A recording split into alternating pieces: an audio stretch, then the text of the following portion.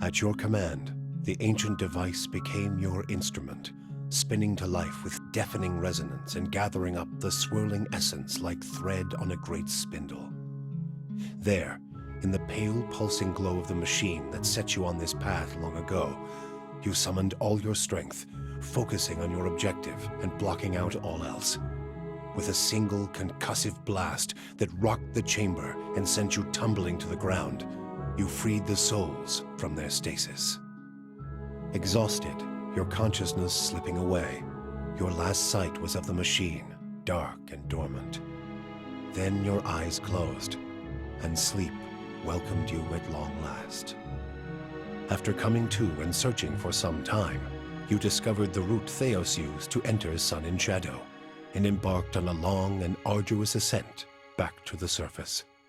You emerged in Ter Evron after days of tunneling through the rubble Theos had left behind, and when you stepped into the daylight, you were faced with a different Dyrwood than the one you had left.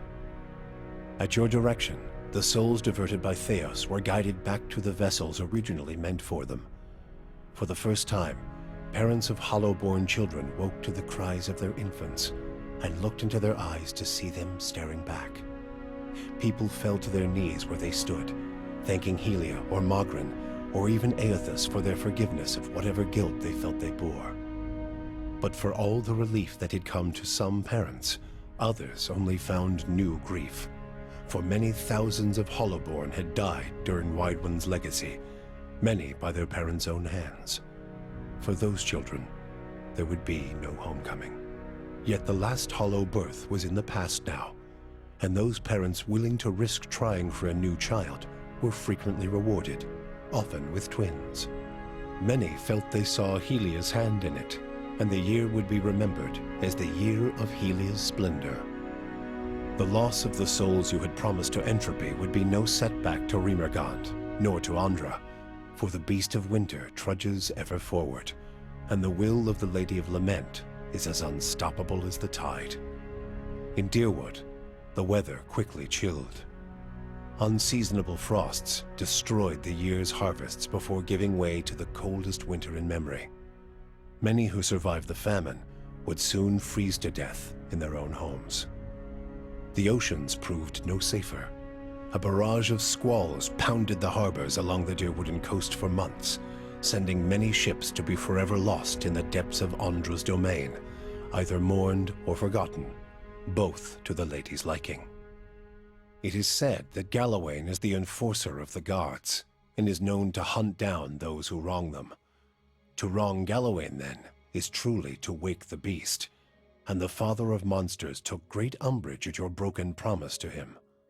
Along with Mogren and Abidan, Galawain embarked upon a more direct approach to claiming his quarry. In the months that followed, the frontier settlements of Dyrwood were inexplicably attacked by packs of beasts and monsters, suddenly organized and unafraid to approach Kith on their own land. Many such villages were all but destroyed by the time troops could be dispatched from local garrisons.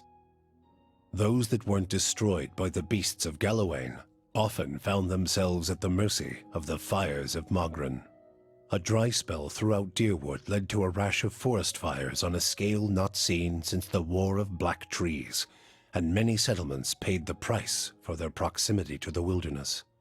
In the cities, meanwhile, dabblers in animancy who had placed souls into golems and other moving vessels soon found that their creations had risen up against them.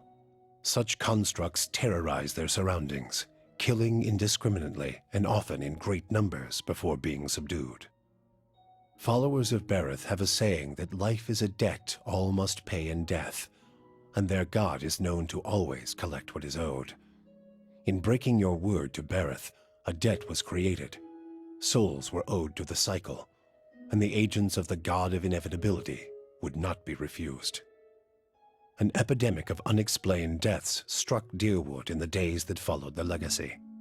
Most often the dead would be travelers on the road, known to be a favorite target of Bereth's pallid knight, who exacts impossible tolls from those who have journeyed for too long. The elderly, too, seem to pass on in alarming numbers, but just as often, the deaths appeared to strike randomly and for no reason at all. Those who sensed the involvement of the twinned god dubbed the calamity Bareth's Price, supposing it a payment for the end of Widewind's legacy. Lord Radric's zeal had brought him back to life once, but it would not do so again. Radric's destruction at your hands spelled the end of his suffocating rule over Gilded Vale and the surrounding area. In his absence, the village prospered, becoming a popular destination for new settlers anxious to leave Defiance Bay after the riots. Without a nearby ruler, it also grew more wild, with many settlers moving on as soon as they'd arrived, turned off by lawlessness that was excessive even by Dyrwoodan standards. Nevertheless, despite the challenges of living there, Gilded Vale had survived, and would continue to survive for the foreseeable future. Following the assassinations of Duke Avar Wolfgren and Lady Webb, Defiance Bay was thrown into political upheaval. In the ensuing weeks, the streets had become the domain of looters and blackguards. Few dared to step outside their own doors alone or unarmed. But once the dozens had regrouped in the wake of the riots, they quickly put an end to the criminal activity. They patrolled the streets in droves and administered their brand of law on any perceived offenders. This was not the erratic justice of the mob, however. The dozens had taken to heart the strengths of their adversaries, the Knights of the Crucible, and emerged as a far more organized, disciplined force. With the waning strength of the other Defiance Bay powers, the leadership of the dozens took the opportunity to establish its own group as the dominant peacekeeping force in the city. The dozens would soon find themselves overwhelmed by the problems of a leaderless metropolis. But they found an uneasy new partner in the surviving forces of the Crucible Knights, who understood the city's infrastructure and were able to keep the worst of its problems under control. Though the machine atop Ter Noaneth had been disabled, it had not seen its last use. Heritage Hill was rebuilt, and no sooner had the first families moved in to resettle the district than members of the Leaden Key, acting under standing orders from their Grand Master, climbed the tower and reactivated the machine. The initiates slew a handful of the new settlers under cover of night and watched as history repeated itself, the victims reanimating and devouring the survivors. After this second incident, the district would remain abandoned.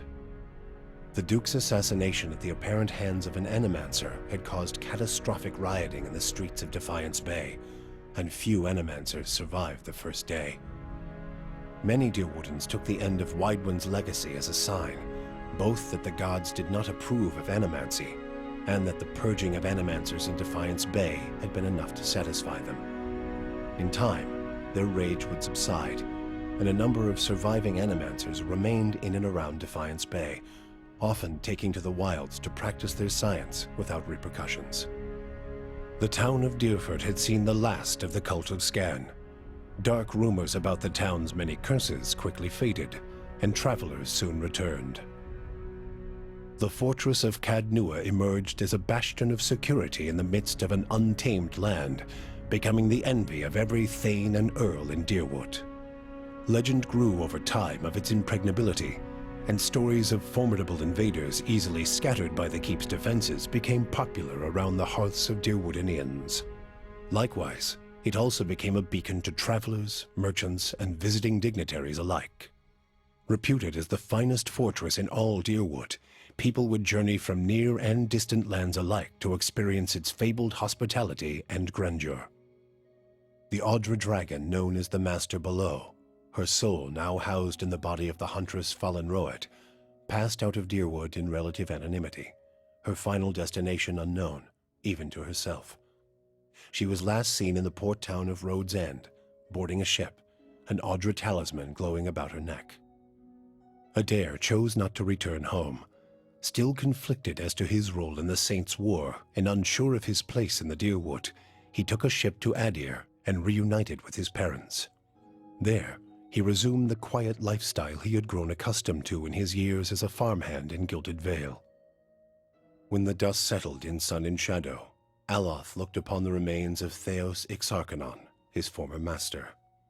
He saw where the Grand Master had gone wrong and what would be required to undo the harm Theos had wrought. With a flick of his wrist, he burned Theos's robe, headdress, and every other symbol of the man's power. Never again, he vowed, should Kith live in fear and blind obedience to an authority they did not understand. Armed with the knowledge and courage he had gained on his journeys with the Watcher, he set out on the long and lonely task of dismantling the Leaden Key. With both their aims fulfilled, Kana Rua bid the Watcher farewell and sailed back to his beloved Rawatai. There, he reported on his findings to the Lore College. Kana spoke of the Engwithan people, describing both their vile experiments and their inspiring accomplishments. He spoke too of the destruction of the tablet by the Leaden Key and the group's efforts to erase the Engwithan legacy from the world. Both inspiration and cautionary tales, he said, could be found in the world beyond Rawatai's borders. Kana urged his people to continue to pursue knowledge abroad so that the lessons found there might benefit Tekoa. Kana's inability to prove his theory of Engwithan influence diminished his academic standing, but his passion drew much interest from those less concerned with degrees. Kana swiftly became an influential figure in the move toward a more collaborative approach to expansion on the northern continent. In his personal life, he came to enjoy the reputation of an affable eccentric, willing to share grand and impossible secrets, along with a drink and a song. With Theos defeated and the souls released from sun and shadow, healthy children were born once again in the Dyrwood. The grieving mother sought a place where she might do penance for the birthing bell. She returned to Dyrwood, where, to the astonishment of the villagers, she delivered the first healthy child in over a decade. She remained there, and with each new birth, she saw a measure of hope restored to the Dyrwood and a measure of grace for her own troubled past. Durrance used Magrin's strength only until Theos had been cast from the world, and then swore off her influence entirely. Regret came to weigh heavily on his mind, and a man who had never previously lacked for words or opinions came to embrace silence and contemplation.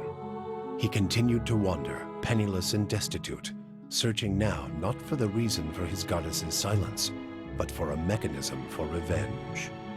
The charred robes he continued to wear as a reminder that he had been burned by his goddess, and not just by the flames of the Godhammer. Yu and Sagani never found Persoc together. The Adra figurine had gone dark by the time they emerged from Sun and Shadow, and it was another month before Sagani finally accepted that Persoc's trail had gone cold again. Her search took her beyond the Dyrwood and as far as the Living Lands. She saw the great coastal cities of Rawatai and the ruins of Old Valia, absorbing the details of these strange and distant lands. 20 years passed before the Adra figurine finally glowed again. When it did, she followed its signal to a quiet hamlet on the outskirts of Adir.